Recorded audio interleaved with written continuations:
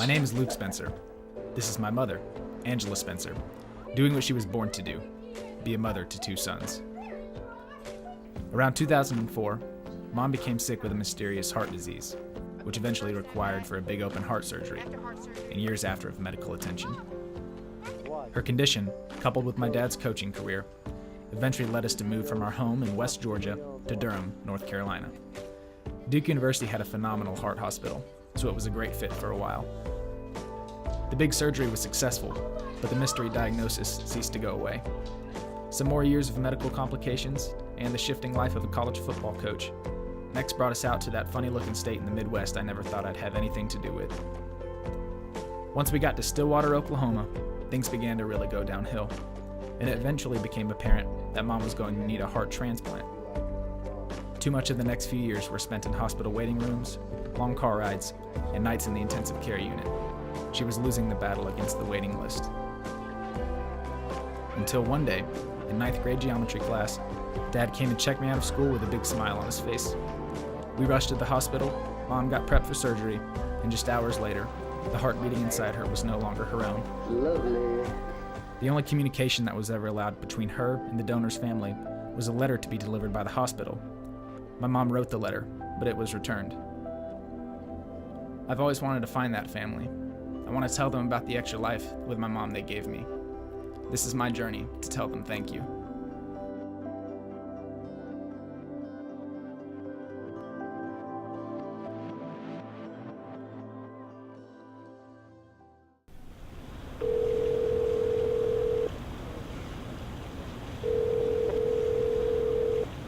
Right, are you there? I am. Awesome. I got a tip to talk to Jaclyn Cosgrove from the Oklahoman. She's a health reporter there, and I thought she might have a good idea of where to start. But they know some stuff that doesn't quite match up with what I was told, and so I just don't really know where to start, and was wondering if you might know, where to start with the whole medical situation. Being, passed away 5 years after the case now, is there a way that I could get a hold of those medical records or something to be able to see these facts for myself? Yeah, they have to, I think, keep medical records for at least 7 years. So I'm assuming she had the transplant at a pretty major hospital. Yeah, is that at the Integris in Oklahoma City?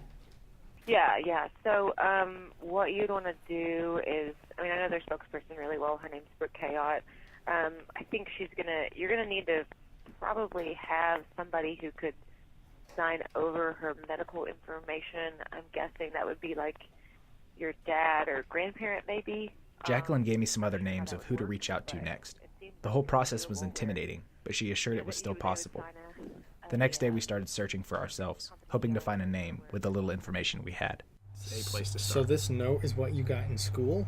Yes, so I was sitting in 8th grade Miss Berlin's geometry class, and usually these are okay, someone's here to check you out or whatever, and this is when Mom was, sick in the hospital for a very long time, and they didn't want to scare me that oh gosh, why am I getting checked out of school? Right. So Dad was in the front office, the school attendant came and handed this to my teacher to come and get me, and so it said, Dad has good news, February 17th, 2010. So this surgery happened that night, maybe past midnight, I don't remember. So, but we'll say February 17th is our prospective surgery date. Dallas Morning News. The most it could be, what do you think, 2 days, 3 days? I don't know, but yeah, maybe you give a long range, and then we can just narrow it down. So what do you say, start at 4? Yeah, let's start at 4. So how we knew where to start was based off a little information that I was just told by my dad at that hectic day of the transplant, was that a 14-year-old boy in Dallas, Texas had died in a car wreck, and that's who Mom's new heart was coming from. So based off that information and the time of day, February 17th, 2010, when I got checked out of school to go see Mom at the hospital, that's how we knew where to start looking. We started pulling up the Dallas Morning News, other Dallas news sites, lists of obituaries, and tried to narrow that date range, which we quickly find out wasn't working. Oh, here you go. So due to increased preservation times, you can do 72 hours for kidneys, 24 hours for livers.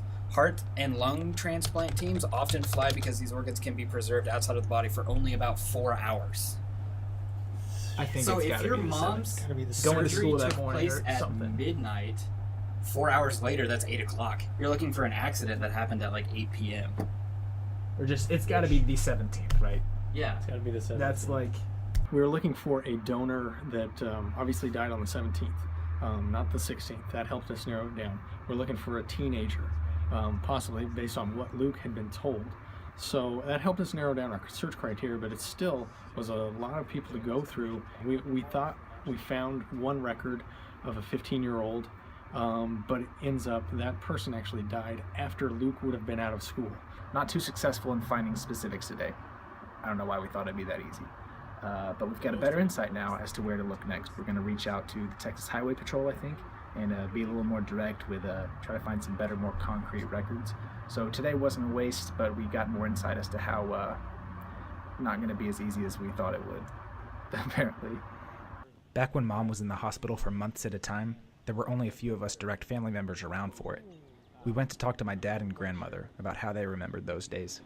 Once they got that diagnosis, and he confirmed with the doctors at Duke from where we had moved from, and then it was kind of like, if this gets worse and progressively worse, and that's, you know, we're going to need to get you on the transplant list.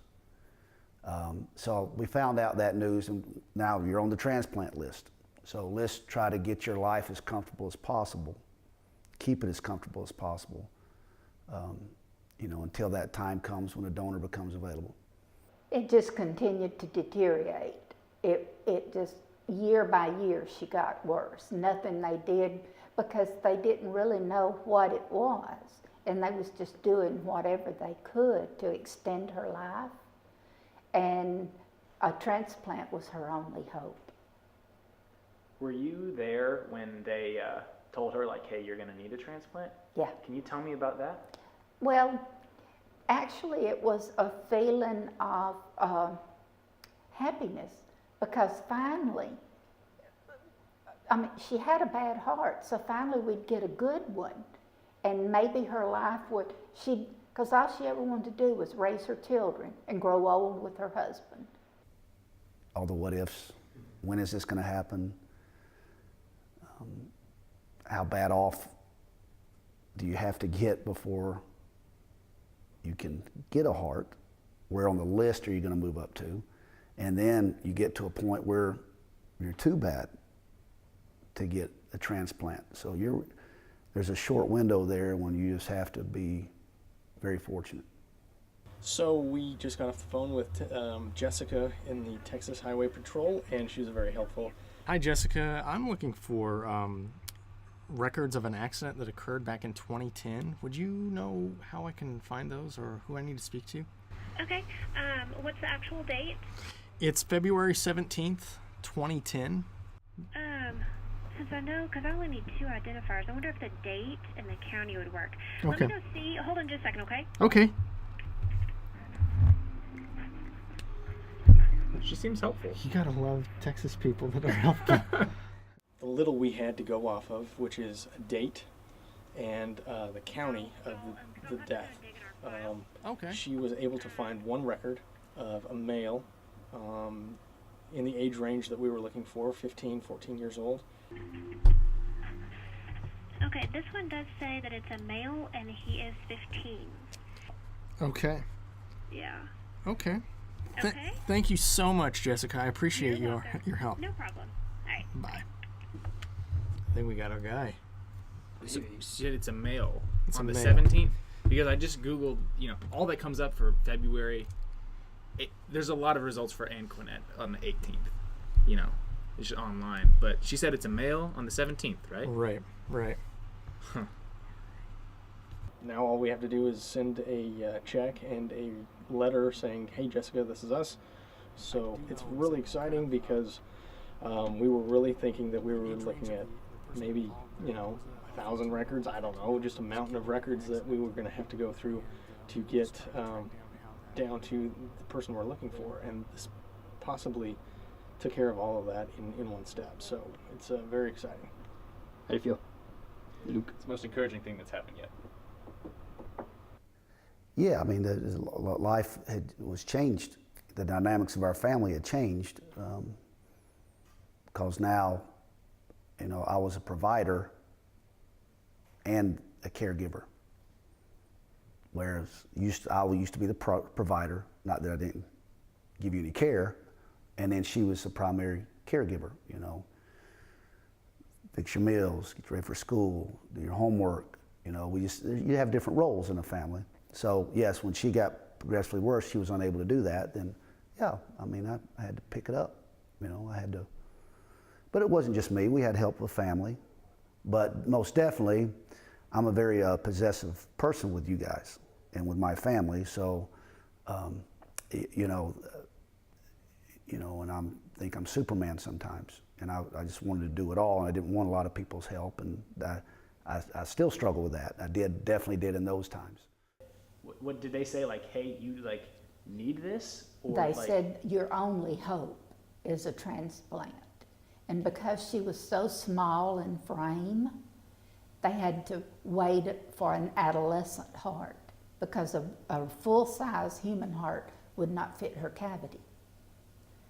So it had to be someone younger, and your mother she was like, how can I hope somebody dies so I can have their heart? She was real torn up about that for a while.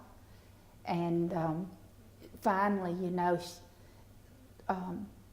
her faith and her prayers and her friends helped her along, and Glenn, they all prayed, everyone worked really hard to bring her peace with that, because she would not have any control over who lived and died, but at least in the event that someone of her stature does die, she will have the opportunity to carry on her life.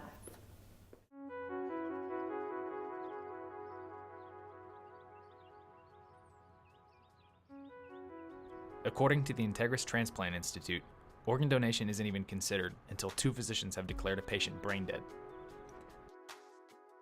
Many states require consent from the individual or family before operation, so medical personnel work just as hard to save organ donors in the case of an emergency as any other patients. Just because you've had past medical complications doesn't mean you can't be a donor. Every aspect of your medical history is taken into consideration for each organ. There isn't even an age limit to be a donor. It all just depends on your health. There's over 100,000 people on the organ wait list in the US alone, with thousands added every month.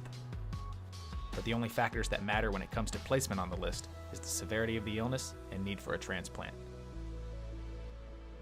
The only expense associated with the donation are the transplant costs to be paid for by the recipient, not the family of the donor. The little mark on your driver's license is plenty legal proof that you're a donor, but it's important to keep your loved ones up to date on your decision. We came here, you know, I think when you go through something like that, we were going through just phases of hope, and you know, you have a certain amount of hope until all those doors are shut down, and then you go to the next level of hope. All right, what's the next stage? What are we facing now? And then you kind of brace yourself and get prepared for that. So that was a gradual, you know, trying to discover what the disease was, trying to get her properly diagnosed, and treating the symptoms. So, you know, there were certain surgeries before and certain different doctors and tests that we went through over the years. But, you know, just knowing it was getting progressively worse, that was always in the back of your mind, but you really didn't want to think about it unless you're told this is the last option. When did the news, or how did the news arrive that, hey, a heart's available, it's go time? That's amazing that you say that, because the rooms didn't have doors, they had curtains. And the curtain was closed, and her heart doctor, whose name was Horstmanshoff, was his last name, Dr. Horstmanshoff, he came and he jerked the curtain back. He said, "We got a heart." And Angela started crying, and I started crying, and everybody started crying. And I was fixing to get on the phone and call and tell Glenn, and she said, "No, Mama, let me do that. Let me be the one to tell him." So I was at work that day and got a call from her that, you know, I've got good news. And I said, "What is it?" And she said, "Well, we've got a heart, we've got a donor." So of course, I'm at the office, coach is up and down the hall, and I remember screaming, yes, you know, and jumping up, and I went up and down the hall, and I just grabbed my keys. She was just crying. She was overjoyed. I didn't think about anything else. I grabbed my keys out of my desk, and I was going out the door to pick you guys up. So yeah, that was during the work day, and all the secretaries and Coach Gundy and all were, that's great, good luck, you know, and all that. So I didn't really discuss it with them, but I do remember getting that news from the office. And then getting down to the hospital, because, you know, we knew once we had a donor, he had told us, the doctors had told us, and the surgeon, you know, this is gonna happen right away. So you just need to be ready. So I knew, you know, we needed to get you there. And then after that, of course, it was a long day and night after that. And the surgeon went on for hours and hours and hours. What was that like for you? I walked in circles and prayed. I just walked and prayed. You know, there was, you couldn't be comfortable because everything is so unknown about it, you know. And she was very weak. She had already, you know, other body parts had begun to deteriorate. So it was very, very, very essential that she got one right away. And it was just like God answered a prayer for all of us. So today we got to dive into a lot of good news that we had. Over the weekend, Jeremy finally received a letter from the Texas Highway Patrol with hopefully in it what would be the information about the donor, the car wreck they were in, to confirm, maybe get a name or what accident, to see if this that was real and legit. Also, this very morning I got 2 voicemails from the hospital in Oklahoma City, one of which regarding the medical records of my mother I've requested, and the other having to do with hopefully getting some interviews with the doctors. Hi there, this message is for Luke. My name is Abby Sherin. I work up at Integris Baptist Medical Center in the Heart Transplant Department. I'm the manager, and Dr. Nelson received your letter about your mom and wanting to do your documentary, and we feel very supportive of it, and are interested in helping you with what you need, and we just need, you know, there's still some things that we have to go through to make sure that we are covered. I think personally I was expecting it to be a little bit easier, but she mentioned talking about her legal team and talking about, you know, what we'd be able to ask and what we wouldn't be able to ask. And so they have some very knowledgeable roadblocks that we knew about. It is very discouraging. Yes, hi. This message is for Mr. Luke. Hi, my name is Stella from Integris Baptist Medical Center. And the reason I'm calling because there was a medical records release form filled out for Angela Spencer. And the reason why I'm calling is because the dates on here looks like you're wanting each visit that she's been here for the whole time frame. That's going to be over 8,000 pages. And I just wanted to let you know, maybe you just want pertinent information for this, for these dates of service. If you could just give me a call back in regards to this medical records release. And then our Texas Highway Patrol record that came in was probably the low point of today. This isn't the last resort, but this has to be it. Right. So, which it's not like we're gonna exactly know if, like, but I mean, I need to show that. Okay.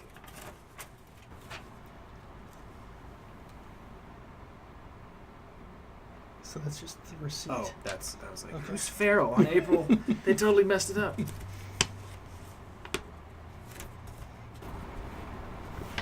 All right, so we're February 17th, 2010, Dallas, Richardson. Crash. So we're looking at a lot of information that's just kind of like... Vehicle driver and persons. There's Ann Quinette's name. Maybe is Ann Quinette a guy? Is Ann Quinette a No, man? Ann Quinette's a female. Wait, that came up in our... There's the word feral. There's feral. Does this show an age? Person number? Age 15, 17. We thought it was going to be the golden ticket. That was the person we were looking for. And turns out this person died after Luke would have received his note in school. So unfortunately, this was not the person we were looking for, and so that was disheartening. And then trying to find how we start again was a little bit of a struggle. Sorry, Abigail said. Try somebody else. 661. Let me try 666.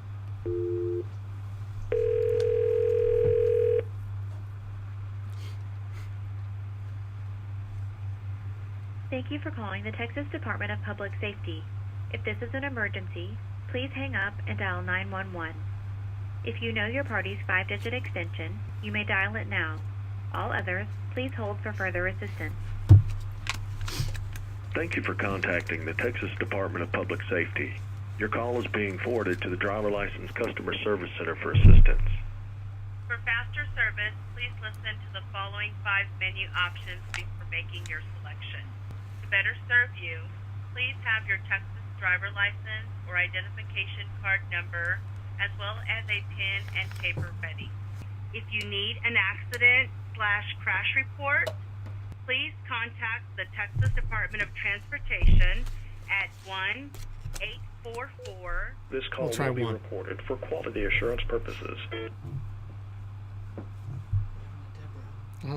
Thank you for contacting the Chris Help Desk. This is Eric, and with whom do I have the pleasure of speaking today? My name is Jeremy.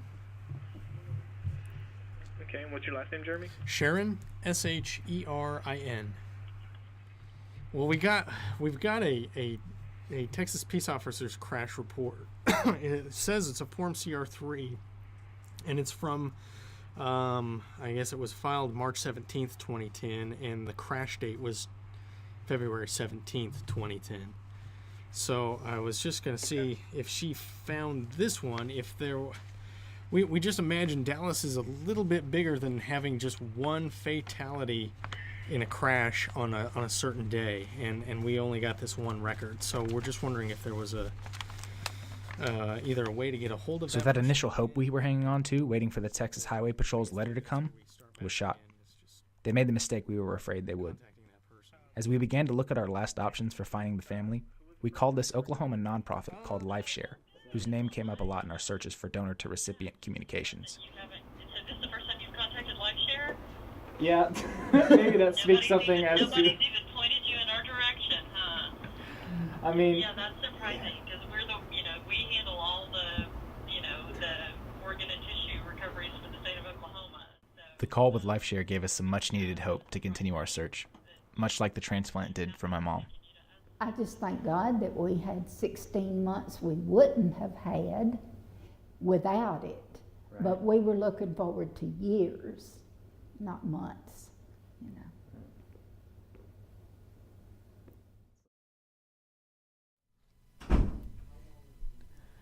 Okay, I'm about to read the letter that my mom wrote to her donor family in 2011 that was returned and has never been read by anyone.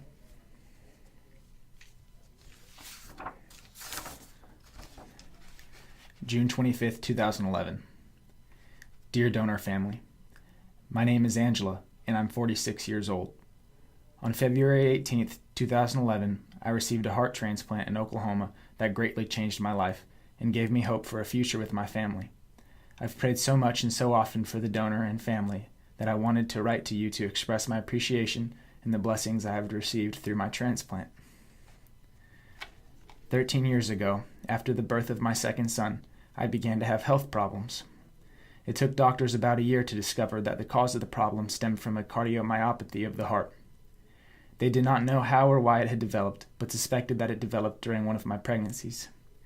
We have 2 sons, ages 16 and 13 now.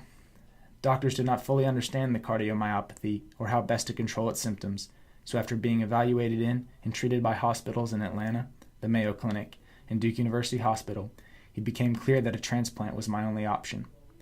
By the time we moved to Oklahoma, daily life had become so limited for me that I could no longer shuttle my children to and from school, practices, and games, or watch them play. My oldest son, who was 14 at the time of transplant, was having a particularly difficult time with what was happening. My youngest, 11 at the time, was also getting old enough to understand it and struggled as well. I couldn't make it through the daily tasks of life like buying groceries, cooking dinner, washing ball uniforms, and eventually I became unable to live outside the hospital and spent most of 2009 in the hospital. I went home for the week of Christmas 2009 to spend it with my husband and sons, but had to return the day after Christmas. They told me then I could not come home again unless I had a new heart. I lived in the ICU with great difficulty. I had always tried to push through the chest pain and difficulty breathing, eating, and sleeping for so many years because I was determined to raise my sons without causing their lives to be hindered by mine. But lying in that bed with tubes and wires making me unable to move but keeping me alive was one of the hardest things I've been through. I had lost down to 75 pounds and could no longer walk or get up. Time truly seems to move slowly during difficult times, especially when you're waiting for God's answer to prayer. I had prayed for the last 12 years for healing, but it became increasingly hard to pray because I knew that in order for me to live and receive a new heart, someone else would pass away. Finally, on the night of February 16th, 2010, close to midnight in ICU, I had a heart-to-heart talk with God and told him that I didn't think I could go much longer and I was ready for whatever he thought was best. Doctors had done all they could do, and the rest was in his hands. That night, I finally felt calm and at peace with it all. That night was also the first night I slept through since being there all those months. The next morning, I actually woke up feeling calm, so much that even the nurses noticed the difference.